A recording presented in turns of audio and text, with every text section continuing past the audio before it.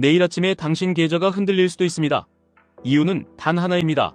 관세가 합법이냐, 위법이냐를 두고 대법원 판결이 임박했다는 말이 돌고 있기 때문입니다. 이런 날에는 QLD와 TQQQ가 제일 먼저 반응합니다. 왜냐면 나스닥은 기대와 금리에 가장 민감하고 QLD, TQQQ는 그 민감도를 레버리지로 증폭시키기 때문입니다. 지금 시장이 겉으로는 조용해 보여도 속에서는 이미 포지션이 갈리고 있습니다. 겉으로는 지수 소폭 하락, 러셀만 강했다, 이런 데일리 무드인데 진짜 찜찜한 건 따로 있습니다. 대체로 조용한 날에 터지는 게 있습니다. 환매 중단 같은 뉴스입니다. 누군가 문을 잠갔다는 뜻이고 그 문이 잠긴 이유는 대개 현금이 모자라서입니다. 시장은 항상 같은 패턴입니다. 작은 균열이 먼저 보이고 그 다음에야 사람들은 그 균열이 어디까지 이어지는지 찾기 시작합니다. 여기에 관세 판결 이슈가 겹치면 시장은 하루짜리 방향을 금리로 결정합니다. 특히 10년물 금리가 어디로 튀느냐가 핵심입니다. 이유는 간단합니다. 관세가 풀리면 인플레이션 기대가 꺾일 수 있고, 인플레이션 기대가 꺾이면 장기금리가 내려갈 수 있고, 장기금리가 내려가면 성장주 밸류에이션이 살아나고, 그러면 QQQ가 튀고 QLD, TQQQ는 더 크게 튑니다. 반대로 관세가 정당하다는 쪽으로 기울거나 위법이라도 다른 법으로, 즉시 재부과 같은 시나리오가 나오면 시장은 다시 물가와 금리를 떠올립니다.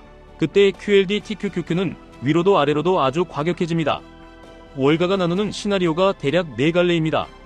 첫째, 관세가 위법입니다. 둘째, 위법인데 이미 거둔 관세는 돌려주지 않습니다. 셋째, 위법이든 뭐든 백악관이 다른 법을 근거로 바로 다시 매깁니다. 넷째, 관세가 합법입니다. 여기서 많은 분들이 첫째와 둘째가 왜 주식에 좋다는 쪽으로 읽히는지 헷갈려합니다. 당신이 매달 적립식으로 QLD, TQQQ를 모으는 사람이든 타이밍을 잡는 사람이든 핵심은 똑같습니다. 시장은 불확실성을 싫어합니다. 불확실성이 줄면 멀티플이 올라갈 여지가 생깁니다. 위법 판결은 최소한 법적 불확실성 하나를 정리해주는 쪽으로 읽힐 수 있습니다. 게다가 관세는 결국 비용입니다. 비용이 줄거나 비용의 경로가 흔들리면 인플레이션 경로도 흔들립니다. 그 순간 10년물이 꺾이면 성장주가 강해집니다. 그래서 첫째와 둘째가 상대적으로 낮다는 말이 나오는 겁니다. 하지만 함정이 있습니다. 셋째 시나리오입니다. 위법 판결이 나왔는데 다음날 바로 다른 법으로 다시 관세를 올립니다. 이건 시장에 이렇게 들립니다. 결론이 났는데도 결론이 안 났다. 헤드라인은 더 거칠어지고 채권은 더 예민해지고 주식은 더 흔들립니다. 이때 QLD, TQQQ는 초보자에게는 지옥이고 준비된 사람에게는 기회가 됩니다. 준비라는 건 별거 아닙니다. 사전에 내 행동을 정해두는 겁니다. 흔들릴 때 뭘 할지, 어디서 살지, 어디서 멈출지, 현금은 얼마나 남길지, 이게 정해져 있으면 변동성은 그냥 파도입니다. 정해져 있지 않으면 변동성은 재난입니다. 그럼 넷째, 합법 판결은 어떨까요? 시장이 애매하다고 느끼는 이유가 있습니다. 합법이 나오면 관세가 유지될 가능성이 커지고, 그러면 물가 압력 경로가 다시 열립니다. 동시에 정치적 불확실성은 줄어들 수 있습니다. 그래서 단기 반응이 엇갈릴 수 있습니다. 여기서도 다시 10년물로 갑니다. 금리가 버티거나 올라가면 나스닥이 더 힘들어질 수 있고, 금리가 의외로 안정되면 시장은 그냥 안도 랠리를 할 수도 있습니다. 이쯤에서 QLD, TQQQ 이야기를 해야 합니다. 이 둘은 단순히 나스닥을 추종하는 게 아닙니다. 당신의 심리를 추종합니다. 오르는 날에는 천재가 된 것 같고 떨어지는 날에는 내가 뭘 잘못했는지 이유를 찾게 만듭니다. 그래서 이벤트 날에는 계획이 없으면 절대 하면 안 되는 행동이 하나 나옵니다. 즉흥적으로 비중을 바꾸는 겁니다. 특히 판결 같은 이슈는 내가 맞출 수 있는 영역이 아닙니다. 맞추려는 순간 투자에서 도박으로 넘어갑니다. 그러면 준비된 사람은 뭘 하느냐? 여기서부터가 진짜 실전입니다. 첫째, 차트 기준을 레버리지로 잡지 마세요. QQQ를 기준으로 잡으세요. QLD, TQQQ는 흔들림이 커서 기준을 잡는 순간 기준이 흔들립니다. QQQ의 21선 혹은 최근 스윙 저점, 이 두 개만으로도 충분합니다. 이벤트 전날에는 기준선을 단순화해야 합니다. 단순해야 지킬 수 있습니다. 둘째, 현금이 없으면 판단이 없습니다. 이벤트는 확률 게임이고 확률 게임은 리트라이를 해야 이깁니다. 리트라이가 현금입니다. 레버리지에서 현금은 수익을 포기하는 게 아니라 다음 기회를 사는 옵션입니다.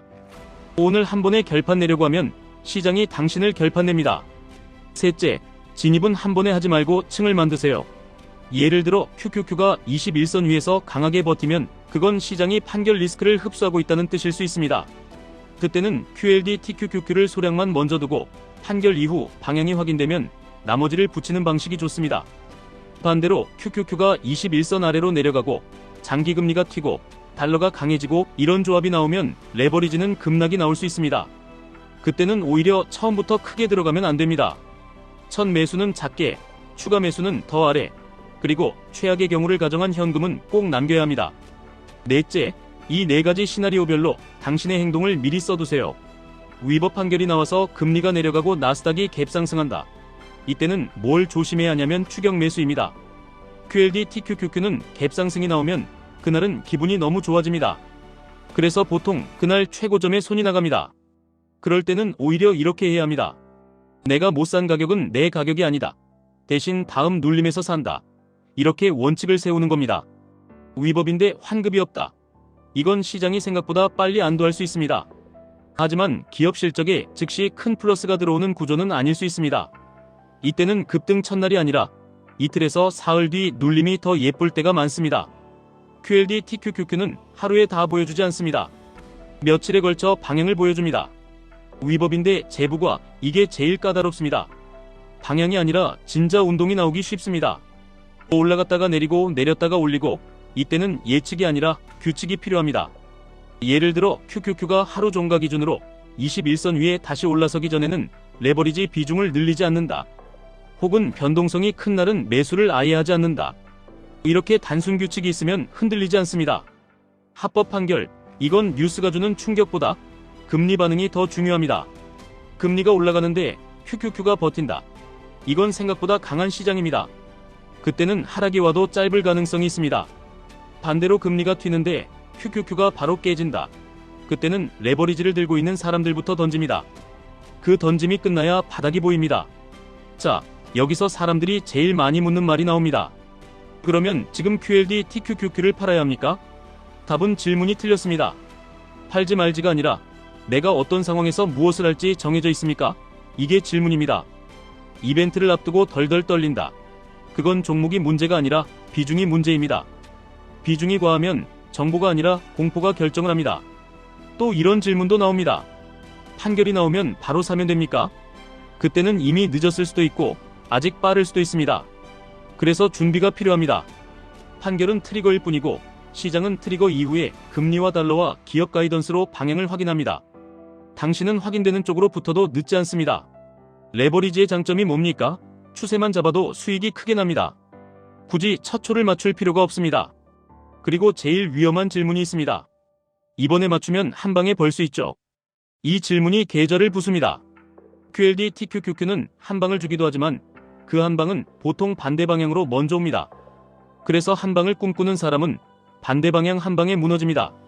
반대로 계획을 가진 사람은 반대 방향 한 방을 매수 기회로 바꿉니다. 마지막으로 아주 현실적인 체크리스트 하나만 드리겠습니다. 오늘 밤에 할 일은 예측이 아닙니다. 내일 아침에 할 행동을 적는 겁니다. QQQ가 장기금리 하락과 함께 급등하면 추격하지 않고 눌림에서 분할로 간다. QQQ가 장기금리 상승과 함께 깨지면 첫 매수는 작게 하고 더 아래를 기다린다. 변동성이 너무 크면 오늘은 아무것도 하지 않는다. 현금은 반드시 남긴다. 이 네 줄이면 됩니다. 이 네 줄이 있으면 판결은 뉴스가 아니라 내 전략을 테스트하는 이벤트가 됩니다. QLD TQQQ는 결국 당신을 성장시키는 도구가 될 수도 있고 당신의 조급함을 확대하는 도구가 될 수도 있습니다. 내일 같은 날은 그 차이가 극명하게 드러납니다. 오늘은 방향을 맞추려 하지 마세요. 대신 흔들릴 때 살아남는 구조를 먼저 만드세요. 그러면 방향은 시장이 알려줍니다. 당신은 그 방향에 올라타기만 하면 됩니다.